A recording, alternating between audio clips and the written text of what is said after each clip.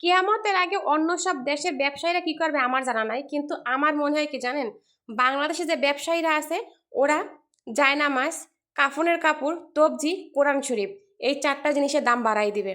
কারণ কি জানেন, এর আগেও আপনারা দেখছেন আর এখনো দেখতেছেন। এর আগে ওরা এরকমের কাজ করে আসছে আর এখনো এরকমের কাজ করতেছে।